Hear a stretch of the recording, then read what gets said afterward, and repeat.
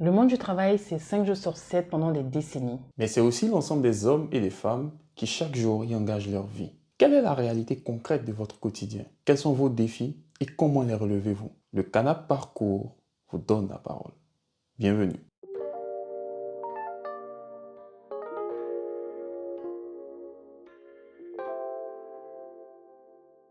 Salut Agathe, Hello Yann, comment tu vas? écoute, toujours très bien et toi? Ouais, ça va aussi. Toujours métro boulot dodo, voilà, même doctrine, même credo. Ok, alors qu'est-ce qui se passe aujourd'hui? Alors aujourd'hui, on a à nouveau une invitée. Super, Salut. une auditrice encore? Oui, Super. une auditrice très assidue, D'accord, dont le parcours nous a intéressés. génial. Non, salut Désiré. Salut Agathe, salut Yann. Salut Désiré. Comment allez-vous? Bah écoute, ça va? On Et te toi? retourne... Oui, moi ça va bien. Bon, Votre miroir, faut pas être timide, hein, tu vois, Non. on discute, c'est le canal, voilà, on est tous confortables. On prend l'habitude. bon, Ouais, super. Très bien. Alors aujourd'hui avec Désiré, ce que j'aimerais qu'on aborde, c'est un peu son parcours. Ok, Bon, on a un peu discuté avec elle. Elle nous a raconté un peu tout ce qu'elle a, disons, eu Les à endurer, péripéties. toutes les péripéties qu'elle a eu à endurer avant d'obtenir, disons, son boulot actuel. ouais, Donc, aujourd'hui, je veux qu'on fasse un focus sur, voilà, sur l'ensemble de son parcours, comme c'est la tradition de le faire dans le canal parcours. parfait. Alors, Désiré, première chose, Oui. qu'est-ce que tu fais aujourd'hui? C'est quoi ton métier? Aujourd'hui, je suis chef de projet dans le digital. D'accord. Donc, je travaille dans une entreprise de ad tech. Donc, on D'accord. propose une solution de publicité digitale. Mhm. Et ça fait bientôt 2 ans, ouais, que je suis dans l'entreprise. Donc, ça va, ça se passe plutôt bien. Donc, je n'ai pas vraiment à me plaindre.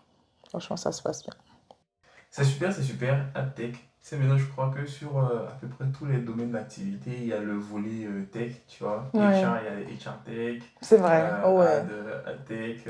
Bon, Oui. en vrai, la tech, c'est Ce sont les métiers, infiltré, Ça s'est vraiment infiltré partout, dans quoi. plein de trucs. Les Enfin, métiers en vogue. donc voilà, avant on disait je travaille dans la publicité, Ouais. mais bon, vu que c'est une publicité poussée un peu plus avec un aspect très technique, Ouais. donc bah, on appelle l'entreprise AdTech, enfin le domaine AdTech, si je peux dire comme ça. D'accord. Alors, est-ce que c'était déjà un choix de carrière? Est-ce que tu avais déjà en tête ce type de métier?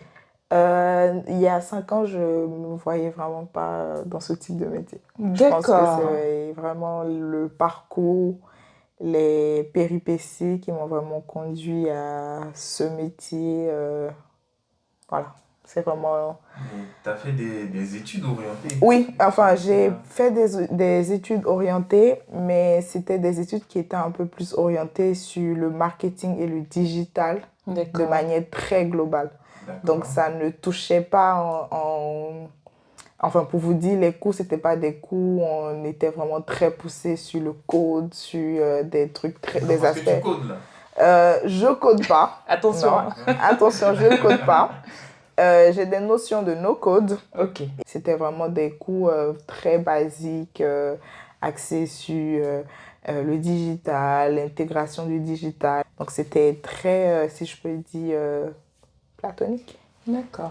Et tu as tout de suite orienté ton parcours scolaire ou universitaire sur du digital? C'est vraiment un stage qui ne me demandait pas d'expérience très poussée dans le digital, mais qui me demandait des notions basiques.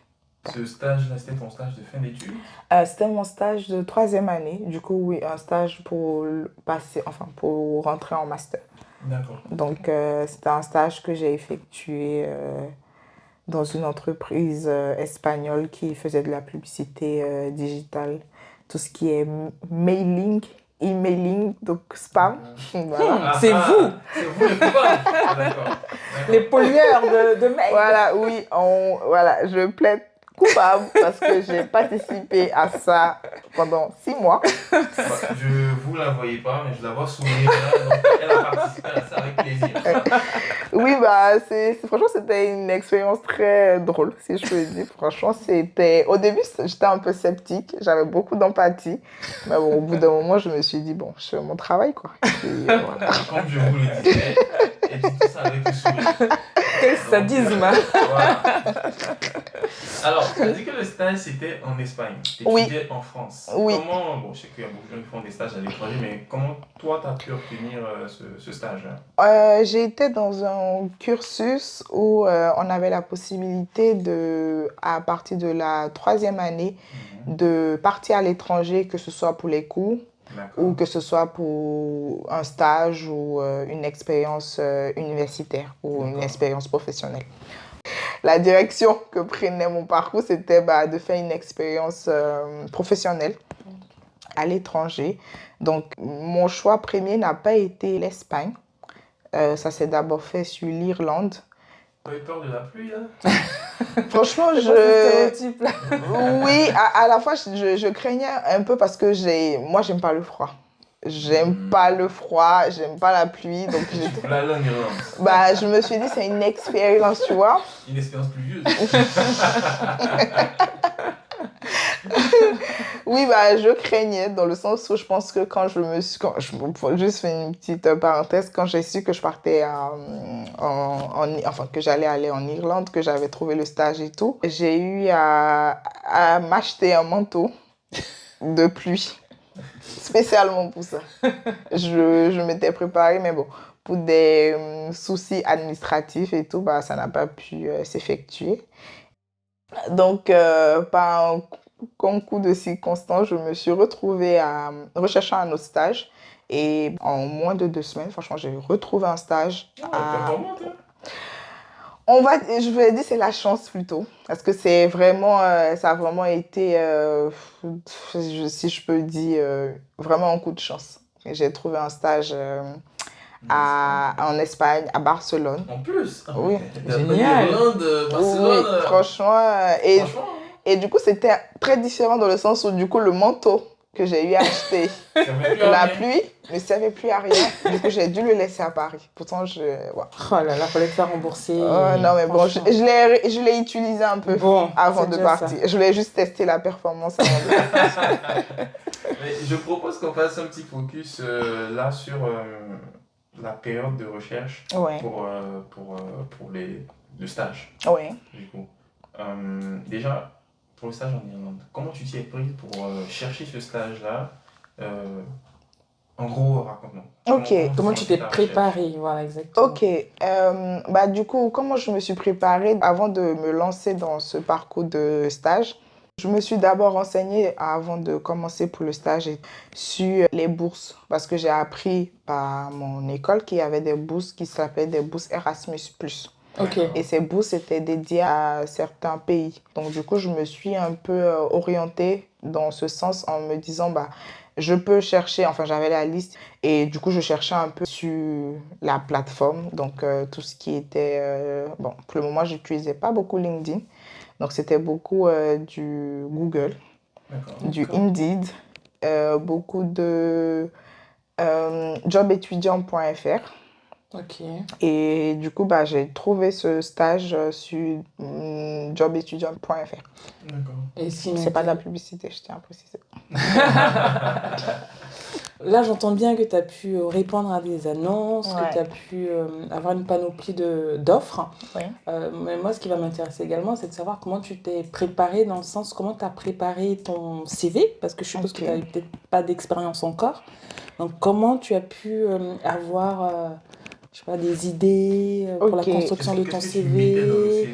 Je pense que mon CV, il était vraiment le CV le plus basique qu'il y avait. D'accord. C'était un CV avec mon image, mon nom, et à chaque offre que je trouvais pertinent qui rentrait dans ce que je pouvais faire, parce que je devais faire, mais ce que je pouvais faire, je changeais juste l'intitulé.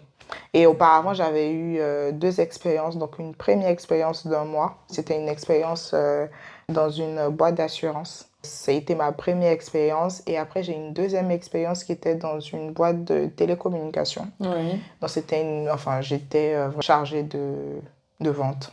D'accord. Donc, c'était vraiment très basique. Et donc, sur mon CV, j'ai plus mis en avant le fait que j'ai cette capacité de pouvoir communiquer avec le client. D'accord. Parce que, donc, du coup, l'expérience qui était un peu plus mise en avant, c'était l'expérience en tant que chargée de clientèle et tout. Ouais. Donc, c'était vraiment cette expérience dans le sens où, quand je me présentais aux entreprises, je mettais en avant comme quoi, pendant cette expérience de 2 mois et demi, j'ai été vraiment en contact avec le client, à résoudre les problèmes des clients, à être vraiment, pas le chargé de communication parfait, mais le chargé de communication qui comprend le besoin de ses clients et qui n'hésite pas à trouver la solution adéquate pour répondre à ses besoins. Ok. Tu as essayé de faire un parallèle entre ce que tu as fait et les annonces. C'est ça, voilà, effectivement. Donc, mes recherches étaient vraiment portées sur relations clientèle. Ok, je vois. Voilà. Très bien. Si je reviens sur l'expérience d'Ilan, c'était vraiment une expérience où j'allais être aussi chargée de clientèle. D'accord. Et la chance, si je peux dire, c'était vraiment qu'ils avaient besoin d'une personne qui parlait français et anglais. Ok. D'accord. Donc, tu es à l'heure actuelle bilingue? Oui, je suis bilingue. Tout à fait, of course. J'ai un TOEIC. Mais bon. On peut switcher en anglais là, ça va? Yeah. Je pense qu'on va éviter l'expérience. Ouais. Ok. Donc, oui, du coup, c'était vraiment mes recherches, c'était vraiment chargé clientèle. Je me rappelle, je me connectais sur les plateformes et je tapais chargé clientèle. Ok, très bien. D'accord. Et bien, donc, je pense que là, on peut se dire que si Désirée était partie en Irlande, elle aurait été vraiment très loin de l'adtech, du marketing digital. Oui. C'est possible, hein, ouais. Très, très loin. Tout à fait. Ouais, effectivement. Parce que, si on revient sur l'expérience de Barcelone, ça, c'était pas chargé clientèle. Ils avaient besoin, je me rappelle, l'intitulé de ce poste, c'était Account Manager. Ok. Donc, c'était vraiment Account Manager. Et là aussi, coup de chance encore, ils avaient besoin d'une personne qui parlait français et anglais parce que c'était vraiment pour manager les clients. Donc, du coup, ils avaient besoin d'une personne qui allait manager Belgique-France parce qu'il y avait Belgique, allemande, UK, enfin, allemand et anglais. Et moi, j'étais sur la partie Belgique, France et la France. Donc, c'est à cet instant-là que tu as découvert finalement l'univers de la tech. C'est cette expérience qui m'a vraiment plongée dans le milieu du digital. Et donc, c'est comme ça que tu as réorienté ton parcours universitaire? Oui, c'est ça. C'est ainsi que j'ai réorienté mon parcours. Parce que là, il fallait aussi choisir le master.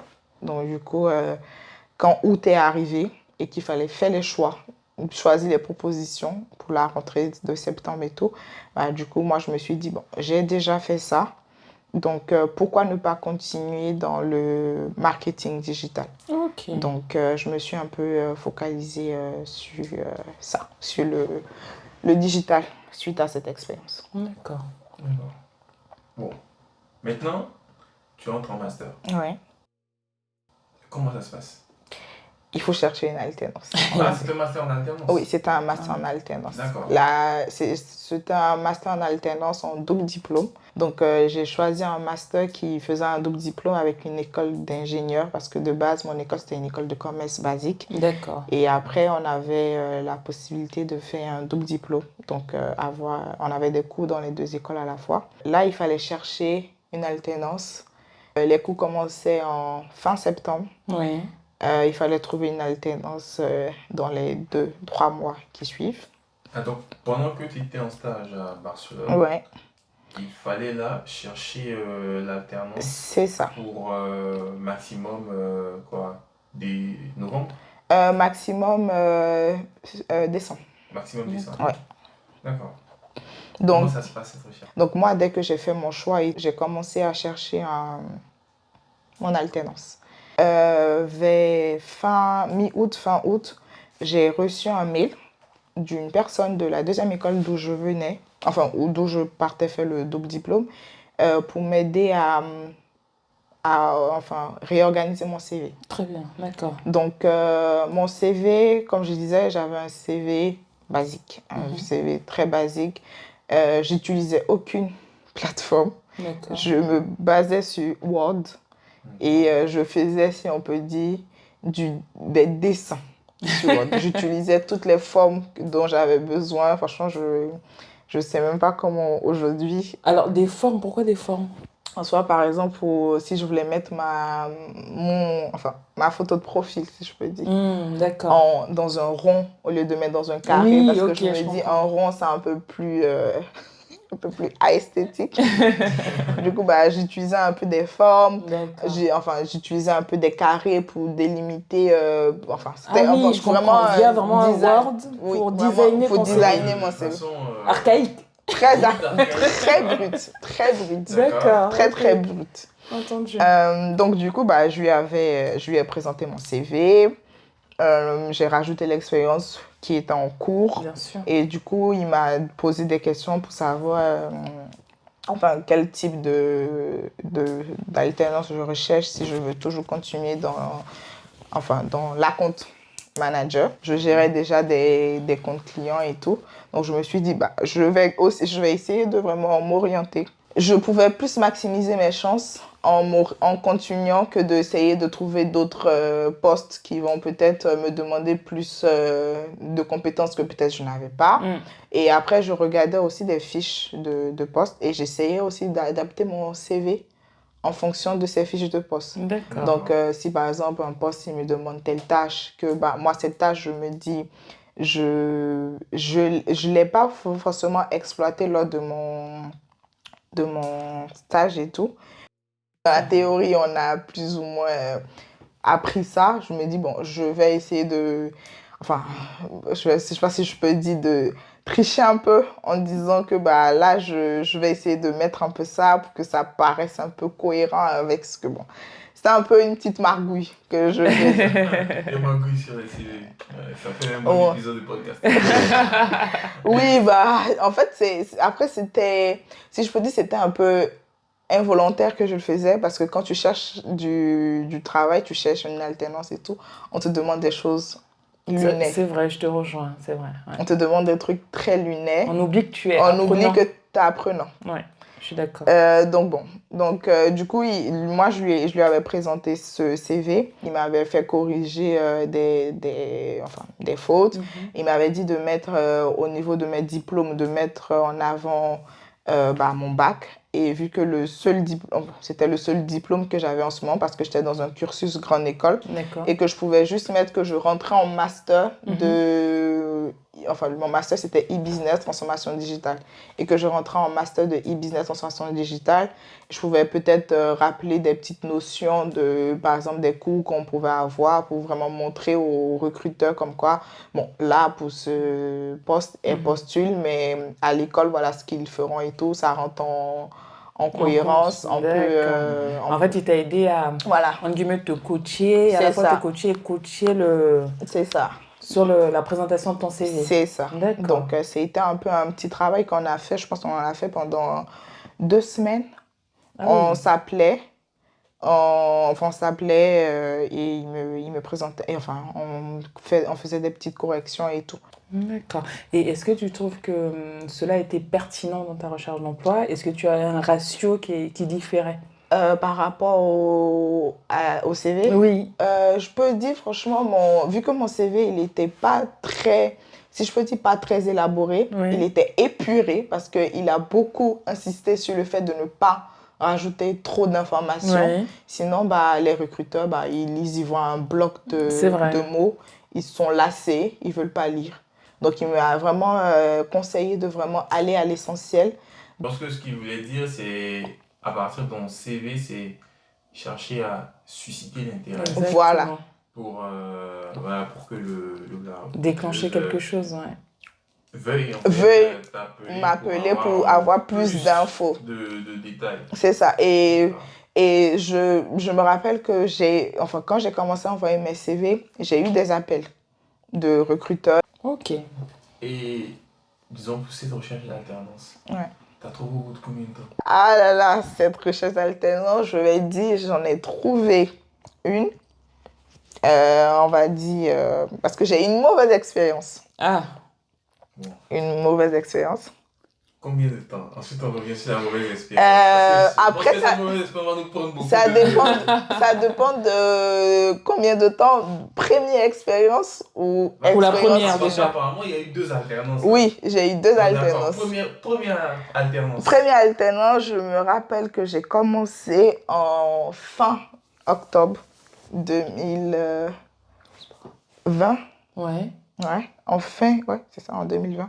Fin octobre, début novembre 2020.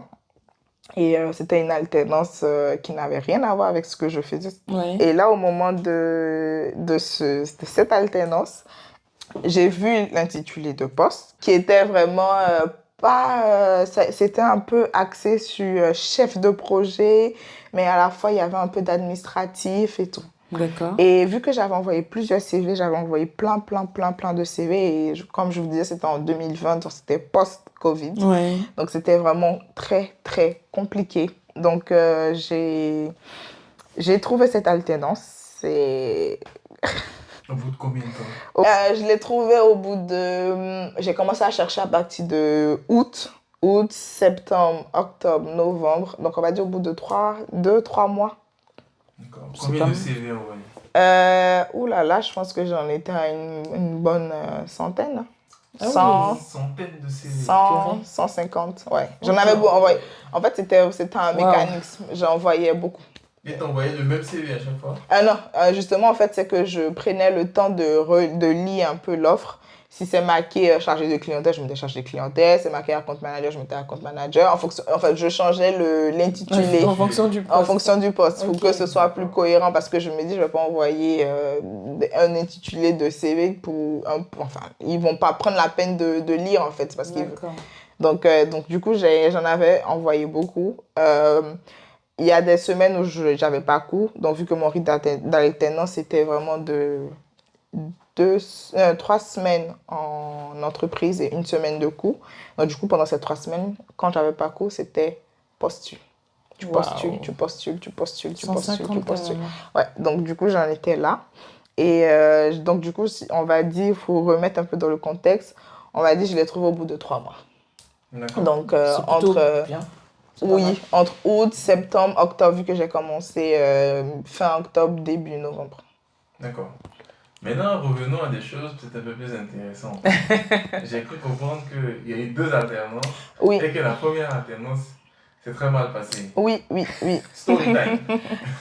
Cette alternance, comme je disais, j'étais vraiment au bout de... Enfin, pas au bout, mais bon, ça commençait à être un peu pesant de chercher, de faire des entretiens, de postuler. Et j'ai trouvé cette alternance. Pour moi, qui croyais que c'était vraiment... Ouais, parce que c'était bien payé. En fait, c'était vraiment pas... Ça respectait pas les grilles d'alternants. D'accord. En soi, En fait, c'était, disons, on la payait période le où je SMIC. disais- Voilà, on payait le SMIC. Donc, du coup, en tant qu'alternant, tu n'as pas de charge, on ne te retire rien. Donc, tu touchais ton salaire pile poil. Donc, Ouais, pile poil avec des étoiles, c'était magnifique. oui, c'était trop beau pour être vrai, comme on le dit. Du coup, À quel prix?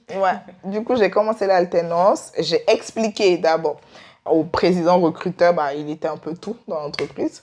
Du coup, je lui ai un peu présenté pour lui dire, voilà ce que moi j'ai fait. Sa question a été, est-ce que vous avez de l'empathie? Quel rapport avec le poste? Je comprends pas. Parce que lors de... l'entretien. Oui, parce que lors de mon entretien, quand je lui ai présenté ma précédente expérience qui était le fait de faire de l'emailing, du coup, j'ai expliqué comme quoi au début, c'était compliqué. Dans le sens où au début, je peinais pour les personnes qui recevaient les mails parce que, enfin, comme je dis, c'était vraiment pendant période Covid. Donc, on a eu à faire des campagnes publicitaires un peu sur des masques, des gels, des gants et tout. Et des personnes n'étaient pas d'accord avec le process. Donc, c'était en mode, vous n'avez pas de pitié pendant cette période où plein de personnes meurent et tout. Donc, voilà, ok. c'était un peu dans ce sens. Du coup, je lui ai expliqué un peu mon expérience, un peu ce qui s'était passé et tout. Parce que, pendant les entretiens, j'essaye d'être normale. comme si je parle à mes futurs collègues. Donc, du coup, je lui ai expliqué ça et je lui ai aussi expliqué comme quoi il y a eu des campagnes où on faisait des campagnes d'obsèques, donc assurance obsèques, ça, j'ai trouvé ça très limite. Même si oui, c'était très limite. Mais attends, tu fais des campagnes? Ouais, en soi, c'était des campagnes pour que des personnes pour que des personnes souscrivent à des assurances décès. Non, ça c'est décès en pleine période Covid. C'est horrible. Oui, moi, c'était dans mon souvenir, à la période Covid, il y avait, je crois que c'était le ministre Olivier Véran qui tous les soirs venait à la télévision pour annoncer le nombre de décès. Voilà. C'est horrible. Ouais. Une campagne sur ça? Ouais. Et en ce moment-là, tu reçois une notification. Ouais, et du coup, des personnes recevaient des emailings de souscrivez à votre assurance obsèque.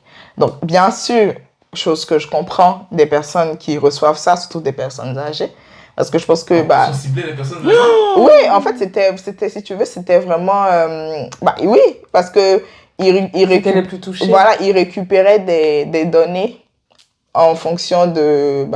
les personnes âgées, ce sont les personnes qui sont les plus susceptibles de... Voilà. C'était très limite. Mais là, j'ai une question d'éthique qui me vient là, quoi. Ouais. Quelle était l'éthique de cette société? Justement, je pense qu'il n'y avait pas d'éthique. Waouh. Business is business. Effectivement. Et en fait, c'est qu'il y avait vraiment... Franchement, il n'y avait vraiment pas de limite. Franchement, il y avait des publicités pour tout. Ok. Pour tout. Pour tout, je pense que j'imagine un peu de quoi il s'agit. Voilà. On va pas aller dans ce sens. Il y avait des publicités, voilà. Alors, le président recruteur. Voilà, du coup, oui. Je te demande est-ce que tu as assez de... Voilà, parce que quand je lui ai expliqué ça, je lui disais, moi, quand je envoyais ces mails, enfin, je programmais ces mails de obsèques et tout, ça me peinait. En soi, j'étais pas bien. Enfin, et derrière, je recevais des personnes qui répondaient vraiment des mots très salés. Vous dites comme quoi, oui, ça se fait pas pendant cette période. Je comprenais, mais bon, moi, je faisais mon taf. Donc, business. je faisais mon taf. C'est pas moi, je demandais aux clients. C'est délicat quand même. C'est très délicat. Imagine quelqu'un qui a malheureusement eu un décès récemment, qui reçoit ça. C'était très délicat. Et du coup, quand il m'a posé la question, je lui ai dit, oui, quand je recevais ce genre de retour par mail, moi, bien sûr que j'avais de l'empathie. Ouais. Il m'a dit, OK. Et je pense qu'on n'en a pas plus parlé, plus discuté. Il m'a dit, oui, vous pouvez commencer à telle date et tout. Je lui ai dit, OK, moi, je cherche un stage et tout. Enfin, une alternance, donc il n'y a pas de souci. Ouais. Donc, on a commencé. Au début, je vois de base, j'allais être en charge des clients. Donc, vu qu'ils mettaient en place, c'était une toute petite entreprise. Pour vous dire, on était 3 dans l'entreprise. Ah oui, on était 3. Il y avait un dev, il y avait moi et il y avait le président, si je peux dire. Le président tout. Voilà, le président tout. Tout en un. Tout en un, c'est ça. Donc, c'était une entreprise qui faisait un peu dans l'aide aux personnes âgées. D'accord. Du coup, il fallait, pour vendre son application, sa plateforme, si je peux dire, il fallait aller voir tout ce qui était mairie, contacter des personnes en charge qui sont dans le domaine. Et moi, quand je suis arrivée, il n'y avait pas de base de données, il n'y avait rien. Du coup, je devais constituer la base de données, chose qui n'avait pas été dit au début. Voilà. Donc, je devais faire de la prospection. OK. Jusque-là, je me suis dit, bon, on ne va pas trop chipoter. On a une alternance, c'est le défi. J'ai trouvé une alternance, c'est le défi, on apprend. On se lance. OK. Donc, du coup, j'ai commencé. Donc, j'appelais un peu les mairies, j'appelais les entreprises et tout. Je me suis constitué une base de données. Donc, il m'avait pas montré de levier de prospecting. Du coup, moi, je faisais, comme on dit, à l'aide de vos connaissances. Je partais vraiment à l'aide de mes connaissances. Donc, je vais regarder sur Google, sur LinkedIn. C'est à ce moment que j'ai commencé beaucoup à utiliser LinkedIn, à ajouter des gens, des réseaux un peu qui sont un peu dans le domaine et tout. Donc, c'est en ce moment que j'ai commencé, j'appelais, j'envoyais, j'avais pas de retour et tout. Donc, jusque-là, tout va bien. On joue le jeu, on avance, pas de souci. OK. Il y a des tâches que je n'arrivais pas à faire parce que je devais aller en cours. Donc, bon, quand il a vu ça, il a envoyé, si je peux dire, il a ramené son fils qui venait de sortir d'école de commerce. D'accord. Ce fils en question était comme mon N+1. D'accord. Donc, c'était un peu mon manager. Donc, en soi, il me disait... Il sortait d'école de commerce. Oui, il venait juste de sortir. Oui, oui, voilà. Très bien.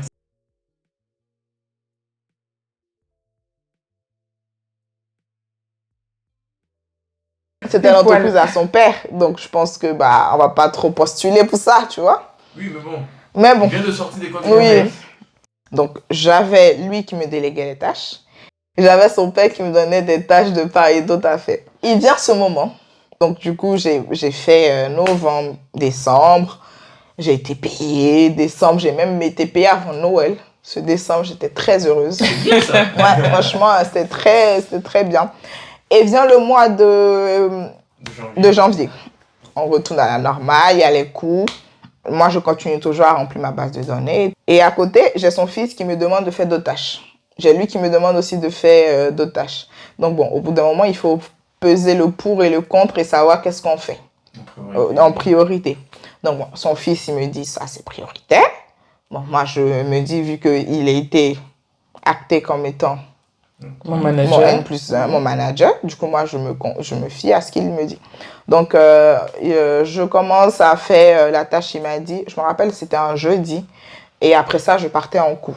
Donc, il me donne la tâche et tout et tout. Il me dit, est-ce que tu peux faire ça? Je dis, ok, il n'y a pas de souci, je fais ça, je fais ça. Son père qui me donne aussi une autre tâche à faire. Donc, pour moi, je me suis dit, la tâche que son fils m'a donnée, je vais avancer au mieux. Et ce que son père il m'a donné, je le ferai à mon retour, vu que je partais en cours. Donc, j'ai fait un point avant de partir en cours. Donc, vendredi après, avec mon soi-disant manager, si je peux dire dans ce sens. Et lui qui me dit, ah non, pas de souci, à ton retour, on va voir ça à ton retour. Il est ce vendredi 17h, je reçois un message du père qui me fait comprendre que mais pourquoi ça tu n'as pas fini? Sachant que il m'a donné la tâche jeudi après. Il me dit mais ça tu n'as pas fini. J'étais en mode oui, mais bon, j'ai vu avec votre fils et je lui ai dit quand je vais revenir des cours, je vais terminer la tâche. Il m'a dit, non, mais ça peut pas attendre que toi tu reviennes 2 semaines après et tout. Il faut qu'on ait ça maintenant et tout. Je dis, je peux pas faire autrement. Il m'a fallu prioriser ça, il m'a fallu faire ça, donc voilà. Ok, jusque-là, tout va bien. À ce moment, je vois, quelques heures après, j'ai été déconnectée parce qu'on travaillait sur Slack. Oui, je vois que j'ai été déconnectée de Slack. Ah, c'est violent quand même. Ouais. Auparavant, il m'avait envoyé un message en me disant est-ce que tu peux me renvoyer la base de données que tu as constituée? Du coup, je lui ai dit je vous envoie lundi au pire parce que moi, je ne serai pas chez moi et tout. Il m'a dit oui, essaie de me l'envoyer pour dimanche. Je lui ai dit je ferai au mieux, mais je ne vous garantis pas. Parce que moi, je serai en déplacement, je n'aurai pas mon ordinateur et tout. Parce qu'il voulait que je lui envoie le samedi. Et je lui ai dit, non, je n'ai pas mon ordinateur, donc vous allez attendre à mon retour. Ok. Du coup, je lui ai dit, j'essaie de vous envoyer ça dimanche, vraiment tard et tout. Donc, dimanche, à minuit exactement, je lui ai envoyé la base de données. Et là, je vois que je n'ai plus accès à rien. Ah, c'est horrible. Bon, jusque-là, j'ai pas encore ce tic qui me dit... tu vas pas venir là. Voilà, je me dis, il n'y a rien qui cloche. Moi, peut-être c'est un bug, je sais pas. Ça va. Je pars en cours. Le lundi à 17h, je reçois un message du CEO, tout en un, qui me dit, oui, tout. Est-ce que je peux t'appeler? Je l'appelle et je dis, pas de souci. Il m'appelle, mais moi, je pense qu'il m'a demandé, oui, ta semaine de cours, ça se passe bien? Je dis, oui, ça se passe bien. Il me dit, ok, je pense que ça va pas le faire. J'étais en mode, oui, qu'est-ce qui va pas le faire? Il dit, non, je pense que on pourra pas continuer l'alternance et tout, parce que au vu de ce qui s'est passé, je pense qu'il y a un peu trop un manque de rigueur et tout, donc je lui ai dit, par rapport à quoi? Il m'a dit, non, mais parce qu'une tâche et tout et tout. J'étais en mode, ok. Il était pas au courant qu'il y a son fils qui était censé être le manager et qui J'avais déjà notifié ça le vendredi avant de fermer. Il m'a dit non, franchement, ne le prends pas pour toi et tout. Je suis en mode, ça va, ok. Mardi, j'ai l'école qui m'appelle, qui me pose la question, ah, mais qu'est-ce qui s'est passé et tout. Je dis, bah, il m'a dit que ça allait pas le faire. Ils m'ont dit, ah, bah, nous aussi, c'est ce qu'on a entendu, c'est ce qu'il nous a dit. On lui a demandé. Donc, il l'a envoyé à l'école, ça va pas le faire. Oui, que ça va pas le faire, que ça ne concorde pas. La chargée d'alternance, elle m'a dit, mais il y a eu un souci. Du coup, je lui ai expliqué, elle m'a dit, franchement, c'est de l'abus. C'est totalement des personnes et elle remarque ça de plus en plus qu'il y a des personnes qui cherchent des personnes en alternance pour faire le premier taf. C'est pas sympa. Enfin. Qui vont pas pouvoir donner à une personne, ils vont pas vouloir prendre une personne en CDI qui va le casquer beaucoup plus. Vu que là, il y a l'aide. Bon, il y a l'aide de l'État qui est arrivée au moment de l'alternance. Donc, qui veulent en bénéficier un chouïa. Donc, c'est un peu une arnaque que plein d'entreprises mettent en place pour vraiment s'indemniser des charges d'une personne en CDI pour faire le travail. Ça arrive fréquemment. Ouais, et du coup, elle m'a dit de ne pas m'inquiéter parce que moi, c'était vraiment... il y avait vraiment l'histoire de... Pour toi, il y avait des cours, ça devait être assez stressant. Parce que en plus, la deadline était passée. Oui, là, la deadline était passée. Et moi, il y avait cette histoire de l'alternance. Il faut trouver l'alternance. Il y avait aussi le fait de... les sous. Parce que comment je vais me retrouver à payer 20 000 euros là, en ce moment, que je n'ai pas. Du coup, elle m'a dit, bon, vu que là, vous avez déjà commencé une alternance, on vous accorde jusqu'à juin pour retrouver une autre alternance. D'accord.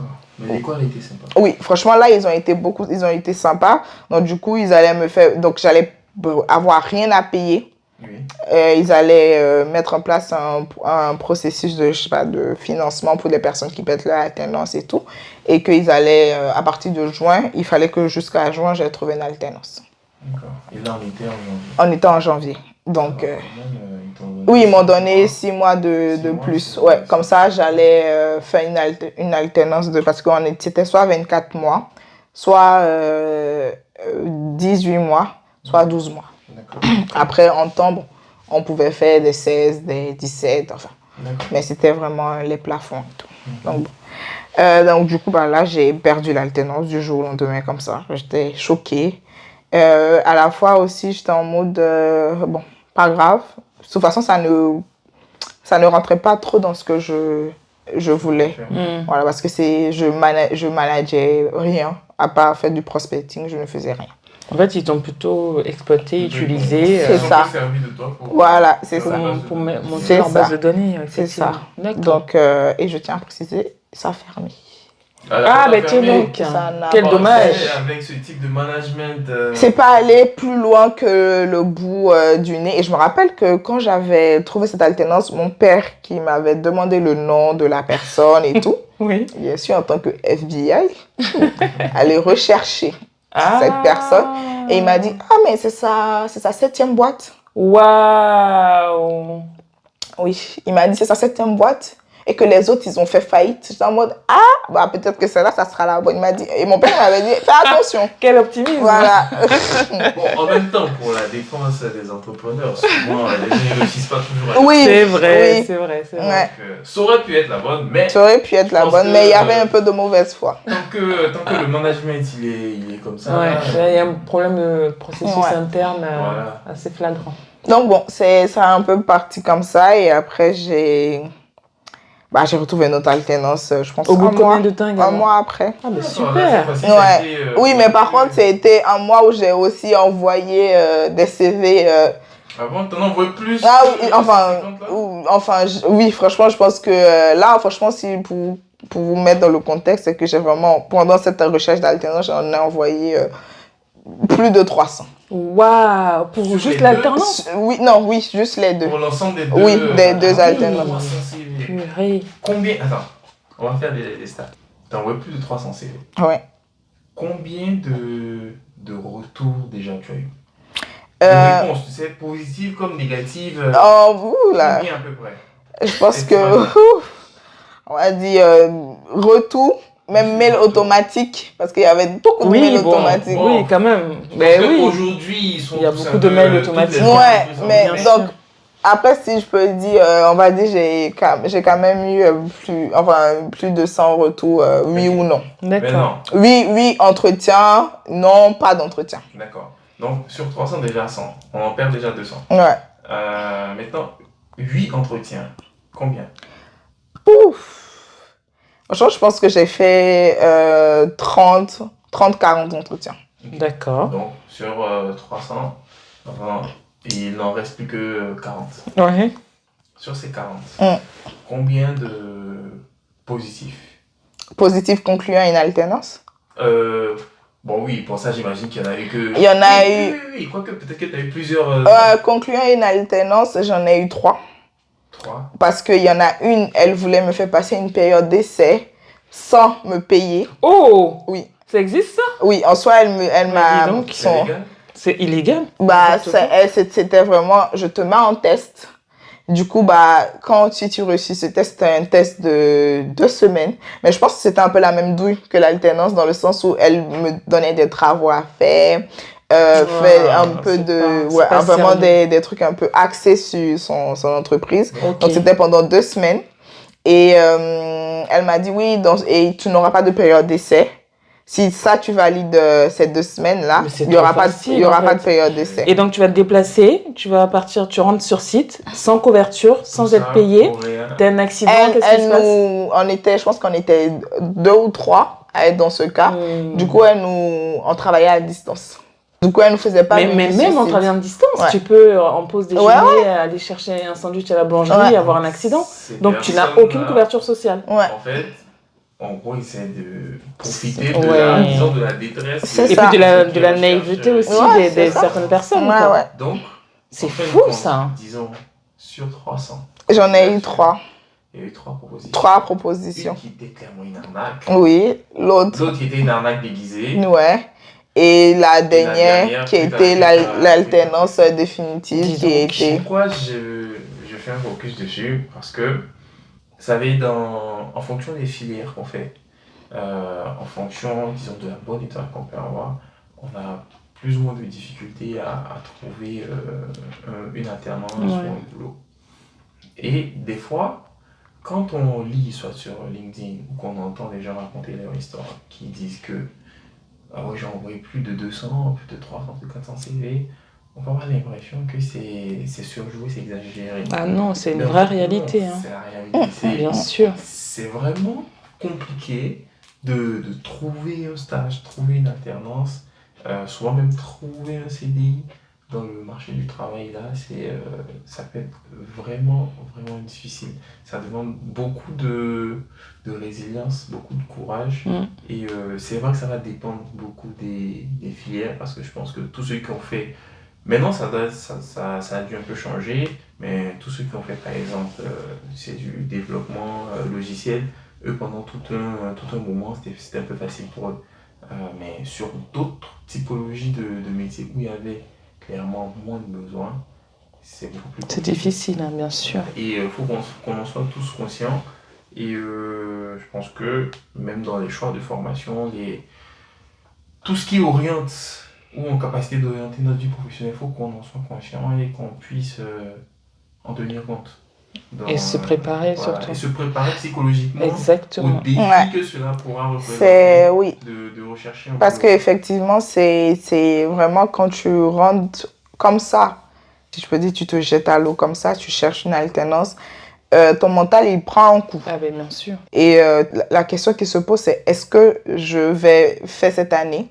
Est-ce que je ne vais pas changer de filière? Est-ce que je ne vais pas m'orienter vers la voie la plus facile parce que je n'arrive pas à trouver d'alternance? Est-ce que, en fait, tu as beaucoup de est-ce que qui se posent. Tu peux vraiment t'arrêter en coup de chemin et te dire, ça fait 6 mois, je cherche une alternance, je n'ai pas trouvé. J'arrête l'école, je vais aller faire autre chose. Ça peut arriver, parce que tout le monde n'a pas ce mental-là. Oui, c'est ça, oui. Persévérer. Aussi, tout le monde n'a pas nécessairement le choix. Ou la surface, disons, financière pour tenir plus de 6 mois. Exact. Quelque part, les réalités de la vie nous rattrape Oui. parfois et on est obligé de faire des choix pour survivre. On a peut-être des projets, mais bon, par la suite, la vie Bien sûr. peut s'avérer plus ou moins compliquée, reporter, rendre les choses un peu plus difficiles qu'on ne l'aurait espéré.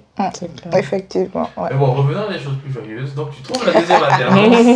Je Oui. pense que celle-là elle se passe bien. C'est pas une arnaque. Oh non, Voilà. celle-là, ça se passe bien. Ça se passe bien. Oui, là, je suis rentrée en régie. J'étais en régie D'accord. publicitaire.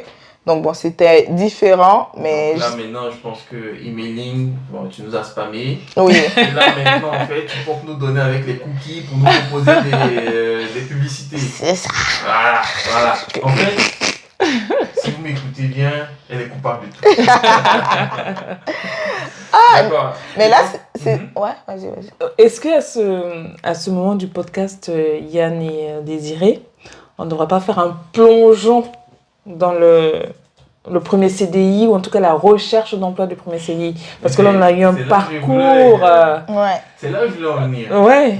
Donc là, cette alternance, tu l'as fait. Je pense que tu vas jusqu'au bout de ton master. C'est ça, ouais. Et puis, maintenant, il n'est plus question d'alternance. Non, là, il Il faut faut trouver le boulot. Eh oui. trouver le boulot. Comment ça se passe? Bah, c'est rebelote. Oh, ben là, Rebelote. après, tu es aguerri maintenant, Oui, ça va. on va dire, mais tu sais, ça reste quand même un petit coup quand même, tu vois, parce que tu termines, bon, ceux qui ont la chance de rester dans leur entreprise, bah, ils ressentent c'est pas, l'idéal, voilà, oui. ils ressentent pas ce gain de encore, je vais encore retourner, je vais encore refaire des entretiens, je vais encore repostuler, je vais, oh non. Oh, ils n'ont pas Ce stress-là? ce stress. Donc là, c'est rebelote. Il faut, parce que bon, je suis pas restée dans l'entreprise. J'ai un accord commun. On s'est séparés. D'accord. Donc, j'ai recommencé à rechercher. Et là, pour vous dire, mon alternance, elle se terminait en septembre 2022. J'ai commencé à chercher un CDI à partir de mai 2022. D'accord. D'accord. Tu avais encore des cours. Ouais, j'avais encore des cours entre la fin de l'alternance. Il y avait encore des Oui, cours. et du coup, bah, les cours, ils se sont terminés en juin. Donc, de juin à septembre, j'étais en full alternance. Ok. Et du coup, bah, je cherchais mon Ce CDI. qui est une bonne stratégie en Voilà, donc j'ai repris ce même CV et j'ai repris encore. Ne me demandez pas pourquoi j'utilisais pas de logiciel et Tu tout. peux partir avec Ton Je Word. partais avec mon ok. Word parce que vraiment je... de façon brute. Parce que je sais pas, mais j'ai eu à faire des CV via les logiciels, mais j'arrivais tellement à, je sais pas, à mieux m'exprimer, je sais pas si je peux dire m'exprimer D'accord. de cette manière archaïque. Je comprends ce que tu veux dire parce que tu avais le choix de la configuration. Voilà, de la configuration. Parce que sur les plateformes, pour moi, c'était en mode, bon, tu vas écrire, ils vont te positionner, ils vont te dire, bon, moi, j'avais la possibilité de vraiment, soit de pas mettre mon numéro de téléphone, de pas mettre si. Donc, je suis retournée pour mon CDI sur ce très beau CV que j'avais pas vu Écoute. depuis plus d'1 an. J'étais en mode, tu es là, ok. Donc, je l'ai repris. J'ai recommencé et là, j'ai remis en avant ma dernière expérience Ok. en essayant de trouver un connect logique, si je peux dire, entre mon stage et mon alternance. Donc, au moment de l'entretien, j'avais cette facilité parce que ça se rejoignait. Oui. Ça restait quand même account manager, mais account manager dans 2 univers différents, univers emailing, univers régie. Bon, ça c'est. Voilà. Ça c'était un peu différentes facettes Du marketing digital, voilà. Ça se rejoint. Donc, j'avais cette facilité de vraiment détourner, de vraiment rentrer dans, voilà, de nager. Voilà, les deux se rejoignent. Autour d'un projet professionnel bien défini. Effectivement. Donc, D'accord. c'était Ça, ce sont des Des compétences tips. de vente. Ça. effectivement. D'où le fait d'être dans une école de commerce, parce qu'on vous apprend ça, à avoir des... Apparemment, l'école de commerce, on leur apprend des choses. Déjà, dont on peut douter. on vous demande, je pense que ça, tout le monde l'a déjà entendu, faut vendre un bic, voilà, un stylo. Oui. Voilà, je pense que Ça, c'est le classique. Ouais, c'est le classique, mais bon, je pense que c'est pas... Alors, vends-moi un stylo, tiens. Est-ce que tu veux ce stylo? Je te le donne pour 1 euro. Non, merci, j'en ai un autre.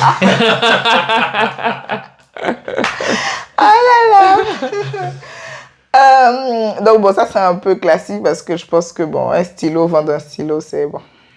Bon, bref, je reviens à mes moutons en disant comme quoi. Donc là, j'ai repris le CV en question. Oui. J'ai mis en place mon expérience. Je présentais, je disais, bah, je cherche un CDI à partir de telle date. Oui. Donc, j'avais des entretiens. Franchement, pour ce CDI, j'ai eu des entretiens, même si j'ai envoyé aussi plusieurs CV. Mais j'ai eu des entretiens. Et du coup, bah, bon, ça s'est conclu, on va dire, au bout de 3 mois de chômage. 3 mois de chômage, ouais. Et tu as envoyé combien de CV? Je pense que là, j'en ai envoyé moins. Je pense que j'en ai envoyé une centaine, un truc comme ça. D'accord, ok. Enfin, une centaine et encore, quoi. Ok. Ouais, je pense que j'en ai envoyé moins. J'en ai envoyé moins. Parce que, fun fact, c'est que bah, je voulais retourner en Espagne. Parce que j'avais beaucoup apprécié vivre là-bas. D'accord. Et vu que j'ai déjà travaillé là-bas, donc je voulais retourner là-bas. Et j'avais trouvé un CDI là-bas. Mais bon, vous savez, administrativement parlant, c'était compliqué. Okay. Il y avait trop de sujets, de paperasse à faire. Donc on a abandonné le sujet, on est resté en France. D'accord. Du coup, j'ai trouvé mon CDI au bout de 3 mois de chômage. Ce CDI, j'ai postulé en septembre. J'avais postulé avec l'ordinateur de mon alternance. Parce que oui, il faut toujours postuler avec les équipements qu'on nous met à disposition, sinon c'est pas drôle. Du coup, j'avais postulé à la fin de mon alternance et j'ai eu un retour de l'entreprise 1 mois plus tard. Et limite, tu peux oublier que tu as postulé. Bah oui, et c'était vraiment le ressenti. C'est que quand, aujourd'hui, celui qui est mon manager m'a appelé, j'étais vraiment en mode, c'est quelle entreprise? J'ai postulé pourquoi? C'est quelle entreprise? C'était quoi l'offre en fait? Mais justement, en parlant de ça, quelle a été ta stratégie de recherche? Parce que là, tu m'as l'air un peu perdue. Oui. Comment tu t'es préparée pour ta recherche d'emploi? Bon, pour ma recherche d'emploi, là, c'était LinkedIn. J'ai abandonné tout ce qui était job étudiant parce qu'on n'était plus étudiant. On a un level là. Professionnel. Oui. Ma stratégie a été de passer par toutes les plateformes, notamment LinkedIn. Parce que là, franchement, pour moi, c'était vraiment le moment de vraiment, comme on dit, interroger son réseau. Okay. Pour vraiment avoir un retour et tout. Parce que là, je rentrais vraiment dans la vie professionnelle. Donc, pour moi, il n'y avait pas meilleure plateforme que LinkedIn. D'accord. Donc, ce que je faisais, c'est que je voulais toujours continuer dans vraiment gérer un portefeuille client. Donc, je cherchais aussi, là, je partais dans LinkedIn vraiment de manière très, très simple. Je ne me compliquais pas la tâche. Je tapais dans la barre de recherche account manager ou pas portefeuille client, mais je tapais beaucoup en mode chargé de compte, chargé de account manager, un peu, bon. Donc, je rentrais un peu sur la barre de recherche et je filtrais, dans le sens où je voulais que voir les personnes qui avaient peut-être mis en post sur LinkedIn, ils sont à la recherche pour telle entreprise, pour un poste d'account manager ou pour des postes similaires. Et après, j'ai eu aussi la chance d'être accostée par des chasseurs de tête. Okay. Par des personnes aussi qui étaient à la recherche, enfin, qui ont si je peux dire je sais pas si je peux dire cabinets de recherche. Ouais. Cabinets de recrutement, voilà, des cabinets voilà.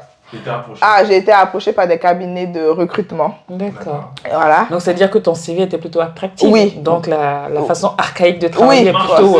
Franchement, la façon archaïque, elle marchait parce que je pense que si je le dis pas que j'utilisais Word, c'est pas... Plein de personnes ne savent pas. Ok. Parce que avec le temps et tout, on arrive à aligner chaque lettre, à vraiment rentrer dans à ce que ton CV il soit propre. Alors, avec le temps, on arrive. Donc, du coup, j'ai été accompagnée aussi par des cabinets de recrutement et tout, qui me faisaient des propositions, avec qui j'ai même discuté de la grille salariale et tout et tout. Super. Et au niveau de la grille salariale, on va dire que les écoles de commerce, ils nous mentent.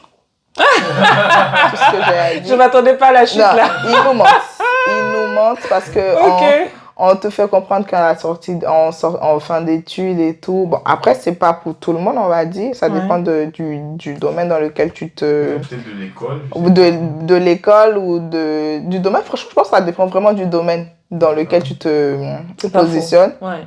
Parce qu'un dev peut prétendre à un salaire de minimum en sortie d'école de 40 000. En brut ou net, ça va dépendre de lui. Oui, mais bon, ça c'est... Oui. C'est les écoles d'ingé. On baisse les épaules un peu. Non, mais juste C'est pas les écoles de commerce, ça. Non, mais justement, le truc, c'est que les écoles de commerce, elles font croire ça aussi aux étudiants. En disant que à la fin de vos études, vous pouvez avoir 2500 dès la fin de vos études. 2500 net, pas brut. En soi, les impôts sont passés, les charges sont passées, tu touches 2500. En tant que profil junior, moi, pour avoir postulé, oui, ça fait rêver. Personnellement, au début. Parce qu'en soi, tu vois, tu es en mode... surtout que le salaire, c'est un peu tabou. Parler d'argent, c'est un peu tabou et tout. Donc, tu vas pas aller à la chasse aux infos pour dire, ah oui, t'es payé combien et tout. Il n'y a pas vraiment cette info de... Enfin, tu vas pas vraiment aller questionner une personne, oui, c'est quoi ton salaire et tout et tout. Donc là, c'était vraiment... à ce moment, j'ai été vraiment challengée pour me dire que, en fait, nos prétentions salariales en fin d'études en tant que profil junior, ils sont lunaires, si je peux dire. Ils sont lunaires. Après, il y en a qui arrivent en avoir et tout. Mais après, je me dis, c'est vraiment une conception qu'on nous fait croire. Mais bon, c'est pas vraiment la réalité pour tout le monde.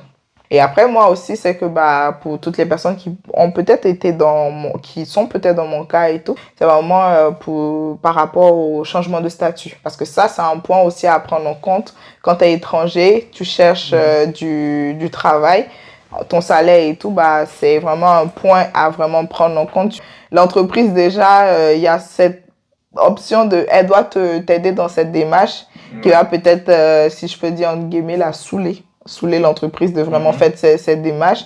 Et si en plus de faire cette démarche, elle doit encore te payer 45 000 € l'année, ça peut être désavantageux pour les étudiants étrangers. Mais bon, il y avait le salaire aussi à prendre en compte dans tout ça.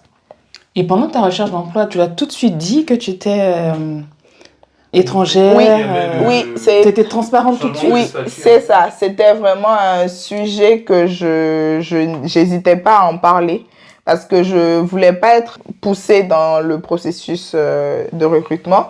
Et à la fin où ils veulent me prendre, il y a ce petit blocus qui fait que ils peuvent pas et tout. Donc, dès les premiers échanges, je mettais déjà ça sur le tapis. Donc, bon, il y a des entreprises qui, eux, ça les refroidissait directement. Et il y en a qui étaient un peu en mode oui et tout, comment ça se passe, qui essayaient de comprendre s'ils ne savaient pas. Ou il y en a qui étaient en mode ok, pas de souci, on a déjà fait ça, il n'y a pas de problème pour nous. Donc, c'est intéressant ce que tu dis là, parce que est-ce que quand tu partais en entretien, tu avais déjà toutes ces informations-là en amont? Oui. Parce que c'est des entreprises qui sont très...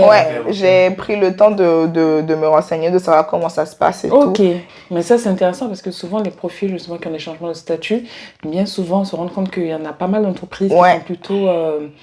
ne connaissent pas forcément toutes les données administratives. Ça, Et le fait de venir comme ça avec toutes les informations adéquates, non seulement ça rassure ton employeur, mais ça te montre également que tu es impliqué et que tu as une certaine autonomie sur le sujet. C'est ça. Donc, je pense que ça peut permettre de montrer, d'expliquer aux potentiels futurs employeurs que c'est pas si compliqué. Exactement. Voilà. Et que, voilà. C'est tout ça. À fait. Et c'est totalement ce qui s'est passé avec mon entreprise actuelle. C'est que lors du premier entretien, j'étais, comme je disais, appel téléphonique, je ne savais pas c'était de quoi. Du coup, quand j'ai entendu le nom de l'entreprise, j'avais mon téléphone sur moi, j'ai regardé sur Google. En même temps que je regardais sur mon téléphone, j'étais en mode, à quel moment j'ai postulé à ça? La question... Je voyais l'entreprise, je lisais ce qui était écrit, présentation de l'entreprise, mais ma question qui rôdait dans ma tête, quand est-ce que j'ai postulé à ça? Quand on échangeait sur le sujet, Désiré, il y avait quelque chose qui m'avait interpellée parce que tu avais mis en avant que par rapport à ce CDI-là, en fait, tu avais postulé à un poste qui avait une Oui. demande tout autre Oui, que la c'est tienne. ça, c'est ça. Un profil hyper confirmé. En fait, c'était ce que je fais, Oui. mais avec un grade de senior. Alors que tu sortais d'école. Alors que je sortais d'école. Mais tu as quand même Et postulé. du coup, je me suis dit, franchement, on tente le tout pour le tout. Parce que, en fait, quand tu te limites, tu n'as rien. Ok. Moi, je me dis, il faut vraiment aller à l'audace. Même si c'est marqué, c'est vraiment marqué 5 ans d'expérience, tu sais pas, peut-être tes 5 ans d'expérience, de comment tu vas te présenter, même eux, ils auront si je peux dire, l'envie de te former, de te montrer les bases de comment ça se passe. Parce que le simple fait de mettre senior, c'est vrai qu'il y a de l'expérience derrière, mais même un senior, il aura toujours une formation. Donc bon, moi, c'est vraiment dans cette optique que j'étais quand je cherchais mon CDI. J'étais en mode, c'est senior ou pas senior, pas de problème, moi, je postule. Ça prendra. Mais c'est important parce que pour les gens qui sont en recherche de profils juniors qui sortent d'école, je me dis que peut-être qu'ils se limitent en se disant « Ah là là, le poste, il est trop senior, donc j'y vais pas. » c'est ça. Et en fait, à l'audace, on se rend compte qu'il y a des ouvertures. Et après, le truc aussi, il ne faut pas aussi se limiter qu'à l'intitulé d'un poste. Je suis d'accord. Je pense qu'il faut lire aussi les descriptions du poste. Il faut aussi voir l'entreprise. Parce que quand tu pars postuler pour une entreprise, tu te prépares. Bon, après, moi, personnellement, au bout d'un certain temps, quand je cherchais l'alternance, je me préparais plus. En alternance, en CDI, franchement, je faisais des préparations, j'essayais de vraiment comprendre, parce que là, c'était un autre level. Là, c'est vraiment, je vais pas dire ma vie que je joue, mais c'est vraiment ma première expérience professionnelle en sortie d'école qui est en jeu. Donc, je n'allais pas aller vraiment au culot, comme on dit. D'accord. Donc, je préparais. Mais il faut vraiment lire, il faut vraiment comprendre l'entreprise, qu'est-ce qu'elle fait. Donc, c'est vraiment s'accaparer la fiche de poste. Donc, c'est vraiment pour nous aussi, en tant que candidats, de vraiment se dire que c'est pas là pour faire beau. C'est là pour qu'on s'imprègne et qu'on puisse mieux, nous aussi, nous aider pour nos entretiens. Donc, c'était un peu ça. Et comme tu l'as dit, c'était vraiment pas le poste pour lequel... c'était le même poste, mais en senior. Et moi, quand je suis arrivée, c'était junior. Donc, j'ai eu mon premier entretien. Ils m'ont proposé un deuxième entretien. Et à la fin de ce deuxième entretien, ils m'ont dit, le poste pour lequel tu as postulé, c'est vraiment un poste senior. Et tu viens juste de sortir d'école Donc, sur le papier, il y a une petite différence. Mais, à contrario, là, on est à la recherche d'une personne avec un profil plus junior, un poste qu'on ouvre et tout. Donc, on te propose ce poste. Donc, là, on s'était déjà entendu sur la grille salariale. On s'était déjà entendu sur les démarches administratives à faire. Donc, tout était clair et ils m'ont proposé ce poste et du coup, je l'ai accepté. Et du coup, là, sur le poste, tout se passe bien? Oui, franchement. Comment tu te projettes? Est-ce que là, si demain, tu devais refaire les entretiens, est-ce que tu es prête? Non, plutôt, qu'est-ce que tu changerais? Ouais, qu'est-ce que tu changerais? Déjà, si je devais refaire les entretiens, je dirais non. Parce que franchement, les entretiens, je pense que c'est pas compliqué, mais il faut vraiment être motivé, vraiment tenir la parole. Parce que l'entretien, c'est un peu un interrogatoire. Oui, un peu. Oui. Et du coup, si tu t'arrêtes juste à répondre aux questions, l'entretien ne sera pas pertinent. Ça peut être désavantageux pour toi. Donc, l'entretien, c'est vraiment de la préparation. Qu'est-ce que tu ferais différemment par rapport à ta recherche d'emploi? Pour un nouveau poste. Pour un nouveau poste, oui. Déjà, je pense que parce que là, je me suis loupée sur ce coup quand je cherchais mon CDI, c'est que j'avais pas la trame exacte de tout ce que parce que moi, je fais trop confiance à mon cerveau, à ma tête. Donc, il y a plein de personnes qui disent, moi, quand je postule, je crée des logigrammes, des trucs un peu, oui, j'ai postulé dans tel... Moi, j'avais pas ça. D'accord. Moi, c'était... Plus de préparation, oui, plus de documentation. Voilà. Pour orienter un peu. C'est ça. Moi, j'étais vraiment... Je lis et ma boîte mail, je vois, j'ai reçu tel mail et tout. Après, je me référais beaucoup à ma capacité de retenir les choses. Okay. Du coup, c'était vraiment ça. Et là, je me suis rendu compte pour ce poste-là, c'est que lorsqu'ils m'ont Ils m'ont appelé. Oui. J'étais totalement en panique. C'est après l'entretien téléphonique que j'ai pris le temps de partir rechercher, de comprendre, de même retourner sur LinkedIn pour savoir c'était quoi l'intitulé du poste, pour savoir et tout.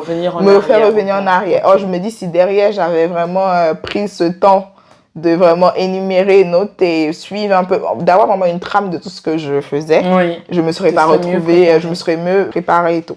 Mais bon, ça n'a pas été un frein, mais je conseille pas ça. Et je te repose la même question pour la configuration de ton CV. Qu'est-ce que tu ferais différemment pour moi, avec ton CV archaïque Word, tu restes comme ça? Franchement, à notre ère là? Non, je pense qu'il y a plein de logiciels qui se sont développés et qui ont permis aujourd'hui de vraiment personnaliser les CV à notre manière. Donc, comme je disais, moi, c'était très archaïque, c'était très préhistoire. J'enlevais, je supprimais, je mettais, je changeais et tout. Je pense qu'il y a des logiciels aujourd'hui qui permettent de faire cette modif. Si je pense, bon, je ne suis pas encore retournée depuis lors parce que bon, je pour vous dire, excuse-nous, ça fait 2 ans, je suis en CDI. Je me repose pour le moment. Charge mentale. Oui, on verra pour la suite. Mais bon, pour le moment, là, ne me parlez pas d'entretien, ne me parlez pas de postuler. Voilà. Surtout que là, comme on dit, le dehors, c'est chaud. Gardons nos CDI. Enfin, pour ceux qui peuvent, si je peux le dire comme ça. Mais oui. Très bien. Bon. Hein? Le jour où tu te remets sur le marché, contacte-nous, on aura peut-être quelque chose à te proposer. Ah, bah, pas de souci.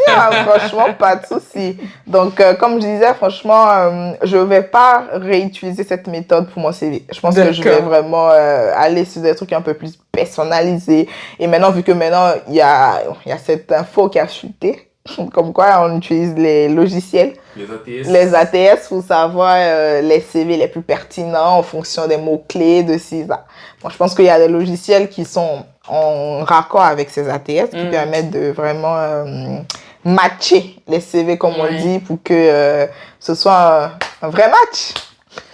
Un match. Comme ça. Et c'est là où ça revient à l'idée du capital humain est votre meilleur atout, parce que vu qu'on sera tous un petit peu alignés par rapport à ces ATS-là et à ces configurations-là, en réalité, à la fin, c'est vraiment l'humain qui reprend tous ses droits. C'est ça, c'est important.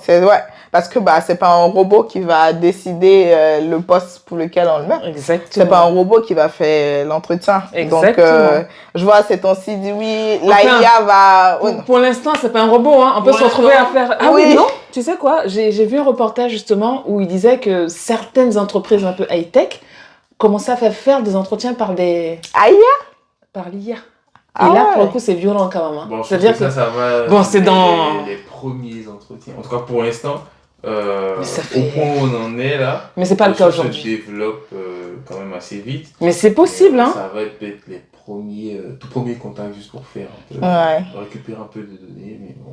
Mais après, je pense que c'est un peu pareil parce que aujourd'hui, quand tu appelles pour un service... client, c'est vrai.